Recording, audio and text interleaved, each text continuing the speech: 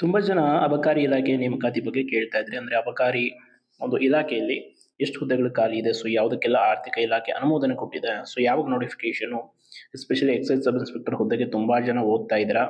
ಕಳೆದ ಹಲವಾರು ದಿನಗಳಿಂದ ನೋಟಿಫಿಕೇಶನ್ ಆಗಿಲ್ಲ. ಸೊ ಅದರ ಜೊತೆ ಎಕ್ಸೈಸ್ ಗಾರ್ಡ್ ಅಂದ್ರೆ ಎಕ್ಸೈಸ್ ಕಾನ್ಸ್ಟೇಬಲ್ ಅಂತ ಏನು ಕರೀತಾರೆ, ಸೊ ಅಬಕಾರಿ ಇಲಾಖೆಯ ಇದೆ. ಸೊ ಎಲ್ಲ ಹುದ್ದೆಗಳದ್ದು ಕೂಡ ನೋಟಿಫಿಕೇಶನ್ ಆಗಬೇಕಿದೆ. ನೋಡಿ, ಇದು ಒಂದು ಪತ್ರ. ಇದು 13/12/2024 ಕರ್ನಾಟಕ ಸರ್ಕಾರದ ಸಚಿವಾಲಯ ವಿಧಾನಸೌಧ ಅಲ್ಲಿಂದ ಬಂದಂಥ ಒಂದು ಪತ್ರ. ಇದು ಯಾರಿಗೆ ಅಂತಂದ್ರೆ ಸರ್ಕಾರದ ಅಪರ ಮುಖ್ಯ ಕಾರ್ಯದರ್ಶಿಗಳು ಆರ್ಥಿಕ ಇಲಾಖೆಯವರಿಗೆ ಕೊಟ್ಟಂತ ಪತ್ರದಲ್ಲಿ ಏನಿದೆ ಮಾಹಿತಿ ಅಂತಂದ್ರೆ, ಅಬಕಾರಿ ಇಲಾಖೆಯಲ್ಲಿ ಅಬಕಾರಿ ಉಪನಿರೀಕ್ಷಕರು ಅಂದ್ರೆ ಎಕ್ಸೈಸ್ ಸಬ್ ಇನ್ಸ್ಪೆಕ್ಟರ್ ಹಾಗೂ ಅಬಕಾರಿ ಪೇದೆ ವೃಂದದಲ್ಲಿ ಖಾಲಿ ಇರುವ ಹುದ್ದೆಗಳನ್ನ ನೇರ ನೇಮಕಾತಿ ಮೂಲಕ ಭರ್ತಿ ಮಾಡುವ ಕುರಿತು. ಸೊ ನೇರ ನೇಮಕಾತಿ ಮೂಲಕ ಭರ್ತಿ ಮಾಡೋದ್ರ ಬಗ್ಗೆ ಇಲ್ಲಿ ಕಳಿಸಿರುವಂಥ ಪತ್ರ. ಇದರಲ್ಲಿ ಮೇಲ್ಕಂಡ ವಿಷಯಕ್ಕೆ ಸಂಬಂಧಿಸಿದಂತೆ ಉಲ್ಲೇಖಿತ ತಮ್ಮ ಪತ್ರಗಳ ಕಡೆಗೆ ತಮ್ಮ ಗಮನ ಸೆಳೆಯಲಾಗಿದೆ. ಅಬಕಾರಿ ಇಲಾಖೆಯಲ್ಲಿ ಮಂಜೂರಾಗಿ ಖಾಲಿ ಇರುವ ಅಬಕಾರಿ ಉಪನಿರೀಕ್ಷಕ ಮತ್ತು ಅಬಕಾರಿ ಪೇದೆಗಳ ಹುದ್ದೆಗಳ ಪೈಕಿ ಕಲ್ಯಾಣ ಕರ್ನಾಟಕ ವೃಂದದ 265 ಅಬಕಾರಿ ಉಪನಿರೀಕ್ಷಕ ಹುದ್ದೆಗಳು ಮತ್ತು 942 ಅಬಕಾರಿ ಪೇದೆಗಳ ಹುದ್ದೆಗಳನ್ನು ನೇರ ನೇಮಕಾತಿ ಮೂಲಕ ಕೆಳಕಂಡಂತೆ ಭರ್ತಿ ಮಾಡಿಕೊಳ್ಳಲು ಅನುಮತಿಯನ್ನ ಕೋರಿ ಅಂತೇಳಿ ಇಲ್ಲಿ ಈ ಅಬಕಾರಿ ಉಪನಿರೀಕ್ಷಕರು ಎಷ್ಟಿದೆ, 133 2024-25 ಖಾಲಿ ಇದ್ದಂಥದ್ದು. ಆಮೇಲೆ 2025-26 ಸಾಲಿನಲ್ಲಿ 137, ಒಟ್ಟು 265 ಎಕ್ಸೈಸ್ ಸಬ್ ಇನ್ಸ್ಪೆಕ್ಟರ್ ಆ್ಯಂಡ್ ಒಟ್ಟು 942 ಎಕ್ಸೈಸ್ ಕಾನ್ಸ್ಟೇಬಲ್. ಸೊ ಇಷ್ಟು ಹುದ್ದೆಗಳು ಖಾಲಿ ಇರುವಂಥ ಒಟ್ಟು 1207 ಹುದ್ದೆಗಳು. ಇಷ್ಟಕ್ಕೆ ನೇಮಕಾತಿಯನ್ನು ಮಾಡಲಾಗುತ್ತೆ. ಇದರ ಜೊತೆ ನಾನ್ ಎಚ್ಕೆದು ಇಲ್ಲಿ ನೋಡಿ, ಇಲ್ಲಿ ಸ್ಪೆಷಲ್ ಮೆನ್ಷನ್ ಮಾಡಿದ್ದಾರೆ. ಅಬಕಾರಿ ಹುದ್ದೆಗಳ ಪೈಕಿ ಕಲ್ಯಾಣ ಕರ್ನಾಟಕ ವೃಂದ ಸೇರಿದಂತೆ ಒಟ್ಟಾರೆ ಖಾಲಿ ಇರುವಂಥ ಹುದ್ದೆಗಳಿದು. ಸೊ ಇದಕ್ಕೆ ಈಗಾಗಲೇ ಆರ್ಥಿಕ ಇಲಾಖೆ ಅನುಮೋದನೆ ಕೊಟ್ಟಾಗಿದೆ, ಅಂದರೆ ಏನು ಪ್ರಾಬ್ಲಮ್ ಇಲ್ಲ. ಸೊ ಒಟ್ಟಾರೆ ಆರ್ಥಿಕ ಇಲಾಖೆ ಅನುಮತಿಯನ್ನು ಕೊಟ್ಟಿದೆ. ಏನಿದ್ರು ನೋಟಿಫಿಕೇಶನ್ ಮಾಡೋದು ಬಾಕಿ ಇದೆ. ಸೊ ಈ ಎಕ್ಸೈಸ್ ಸಬ್ ಇನ್ಸ್ಪೆಕ್ಟರ್ ನೋಟಿಫಿಕೇಶನನ್ನು KPSC ಅವರೇ ಮಾಡ್ತಾರೆ.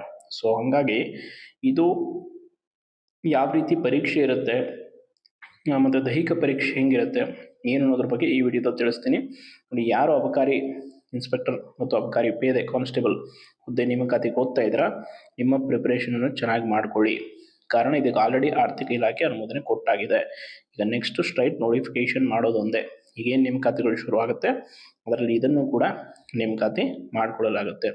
ಅಂದ ಹಾಗೆ ಅಬಕಾರಿ ಒಂದು ಪೇದೆ ಮತ್ತು ಅಬಕಾರಿ ಇನ್ಸ್ಪೆಕ್ಟರ್ ಈ ಹುದ್ದೆಗಳಿಗೆ ಯಾವ ರೀತಿ ನೇಮಕಾತಿ ಅಂದರೆ, ನಿಮಗೆ ಫಿಸಿಕಲ್ ಟೆಸ್ಟ್ ಇರುತ್ತೆ ಆ್ಯಂಡ್ ರಿಟರ್ನ್ ಎಕ್ಸಾಮಿನೇಷನ್ ಇರುತ್ತೆ, ದೈಹಿಕ ಪರೀಕ್ಷೆ ಕೂಡ ಇರುತ್ತೆ.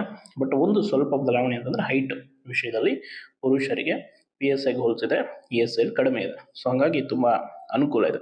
ಆಮೇಲೆ ಪರೀಕ್ಷೆಯಲ್ಲಿ ನಿಮಗೆ ಇದು ಎಕ್ಸೈಸ್ ಸಬ್ ಇನ್ಸ್ಪೆಕ್ಟರ್ಗಾದರೆ essay ಇರುತ್ತೆ, essay ರೈಟಿಂಗ್ ಇರುತ್ತೆ 30 ಮಾರ್ಕ್ಸ್ಗೆ ಪೇಪರ್ 1ನಲ್ಲಿ.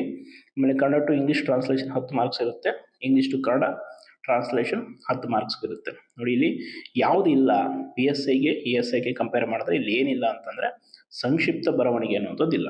ಸೊ ಅದನ್ನು ಹೊರತುಪಡಿಸಿ ಪ್ರಬಂಧ as it is same 30 marks and Kannada to English translation as it is 30 marks and English to Kannada ಅನುವಾದ. ಸೊ ನೋಡಿ, ಇದು ತುಂಬ ಪ್ರಮುಖವಾದಂಥ ಪತ್ರಿಕೆ. ಸೊ ಇದರಲ್ಲಿ ಯಾವ ರೀತಿ ಪ್ರಬಂಧವನ್ನು ಕೇಳ್ತಾರೆ, ಯಾವ ರೀತಿ ಭಾಷಾಂತರವನ್ನು ಕೇಳ್ತಾರೆ ಅನ್ನೋದನ್ನು ನಾನು ಒಂದು ವಿಡಿಯೋ ಮೂಲಕ ಕ್ವಶನ್ ಪೇಪರನ್ನು ಸಾಲ್ವ್ ಮಾಡಿ ತೋರಿಸ್ತೀನಿ. ಬಟ್ ಸದ್ಯಕ್ಕೆ ಎಕ್ಸೈಸ್ ಸಬ್ ಇನ್ಸ್ಪೆಕ್ಟರ್ ಪರೀಕ್ಷೆಗೆ ತಯಾರಿ ಮಾಡ್ತಾ ಇರುವಂಥವ್ರು ನೋಡಿ, ಪ್ರಮುಖವಾಗಿ ನೀವು ಪ್ರಬಂಧ ಮತ್ತು ಭಾಷಾಂತರ ಎರಡೂ ಕೂಡ ಪರ್ಫೆಕ್ಟ್ ಆಗಲೇಬೇಕು, ಒಟ್ಟು 50 ಮಾರ್ಕ್ಸ್ಗೆ. ಆ್ಯಂಡ್ ಪೇಪರ್ 2 ಇದು ನಿಮಗೆ ಯಾವ ರೀತಿ ಇರುತ್ತೆ ನೋಡಿ, ಇದು ಬರವಣಿಗೆ ನೀವು ಬರೆಯಬೇಕಾದಂಥ ಪತ್ರಿಕೆ. ಬಟ್ ಇದು ಬಹು ಆಯ್ಕೆ ಪ್ರಶ್ನೆಗಳು. ಸೊ ಇಲ್ಲಿ 100 ಕ್ವಶನ್ಸ್ ಇರುತ್ತೆ, 1.5 marks for each question, total marks 150. Negative ಕೂಡ ಇರುತ್ತೆ, ನಿಮಗೆ ನೆಗೆಟಿವ್ ಗೊತ್ತಿದೆ ಆ್ಯಸ್ ಇಟ್ ಈಸ್ ಎಲ್ಲ ಪರೀಕ್ಷೆಗಳಿಗೆ ಯಾವ ರೀತಿ ಇರುತ್ತೆ ಅಂತ.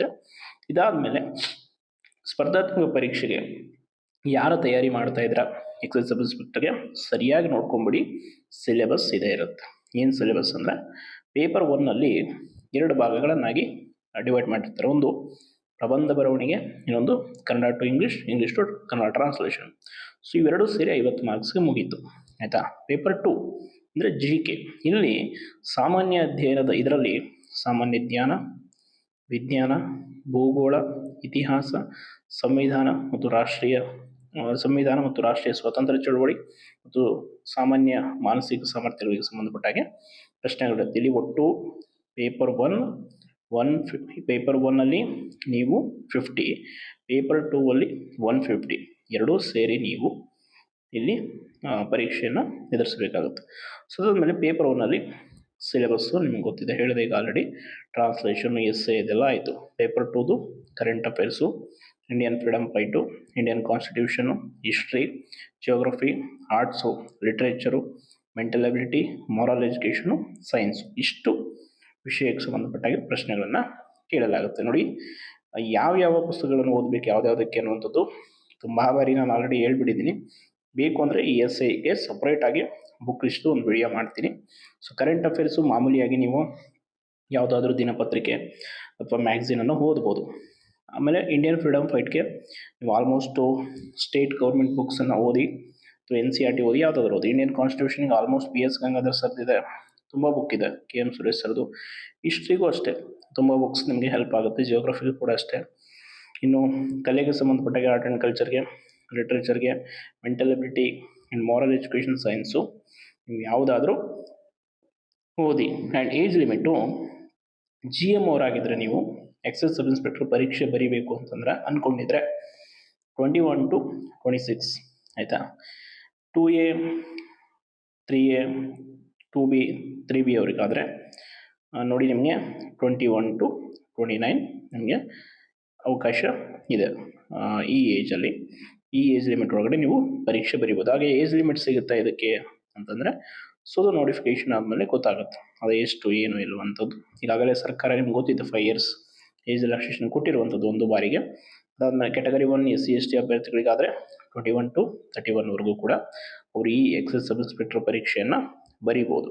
ಸೊ ಅದಾದಮೇಲೆ ನಿಮಗೆ ಫಿಸಿಕಲ್ ಟೆಸ್ಟ್ ಬಗ್ಗೆ ಮಾಹಿತಿ ಇರುತ್ತೆ. ಆಮೇಲೆ ವುಮೆನ್ಸ್ಗೆ ಯಾವ ರೀತಿ ಇರುತ್ತೆ, ಮೆನ್ಗೆ ಯಾವ ರೀತಿ ಇರುತ್ತೆ ಅನ್ನೋಂಥದ್ದು.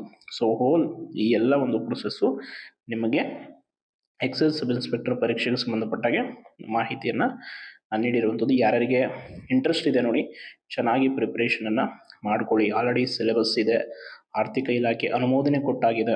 ಸೊ ಇನ್ನೇನಿಲ್ಲ, ನೇರವಾಗಿ ಪರೀಕ್ಷೆಗೆ ನೋಟಿಫಿಕೇಷನ್ ಮಾಡ್ತಾರೆ.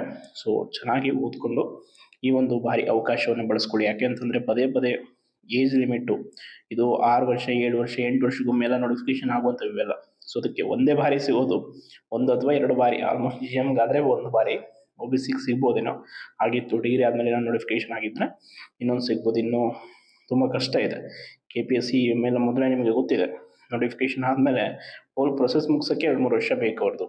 ಸೊ ಈ ಒಟ್ಟಾರೆ ಈ ರೀತಿ ಇರೋದ್ರಿಂದ ಯಾರು ಎಕ್ಸೈಸ್ ಸಬ್ ಇನ್ಸ್ಪೆಕ್ಟರ್ ಹುದ್ದೆಗೆ ಓದ್ತಾ ಇದ್ದೀರಾ ESIಗೆ ಚೆನ್ನಾಗಿ ಓದಿ. ಎಕ್ಸೈಸ್ ಪೇದೆಗೆ ಅಂದರೆ ಅಬಕಾರಿ ಪೇದೆ, ಎಕ್ಸೈಸ್ ಕಾನ್ಸ್ಟೇಬಲ್ ಹುದ್ದೆಗೆ ಸಂಬಂಧಪಟ್ಟಾಗೆ ನಿಮಗೆ ಸಪ್ರೇಟಾಗಿ ವಿಡಿಯೋ ಬೇಕು ಅಂದರೆ ಸಿಲೆಬಸ್ಸು, ಫಿಸಿಕಲ್ ಟೆಸ್ಟ್ ಕುರಿತಾಗಿ ಎಲ್ಲವನ್ನು ಕೂಡ ತಿಳಿಸ್ತೀನಿ. ಒಟ್ಟಾರೆ ESI ನೇಮಕಾತಿ ಕೂಡ ಸದ್ಯದಲ್ಲ ಆಗಲಿದೆ. ಈಗ ಏನು ರಿಕ್ರೂಟ್ಮೆಂಟ್ಗಳು ಸ್ಟಾರ್ಟ್ ಆಗುತ್ತಲ್ವ, ಯಾವುದ್ಯಾವುದೆಲ್ಲ ಆರ್ಥಿಕ ಇಲಾಖೆ ಅನುಮೋದನೆ ಕೊಟ್ಟಿರೋದು ಅದು ಒಂದು ಲಿಸ್ಟ್ ಇದೆ. ಈಗ 56,000 ಹುದ್ದೆಗಳ ಜೊತೆ ನೆಕ್ಸ್ಟ್ ಹಂತದಲ್ಲಿ ಅವುಗಳನ್ನು ಕೂಡ ಭರ್ತಿ ಮಾಡಿಕೊಳ್ಳಲಾಗುತ್ತೆ. ಸೊ ಚೆನ್ನಾಗಿ ಪರೀಕ್ಷೆನ ಎದುರಿಸಿ. ಧನ್ಯವಾದಗಳು.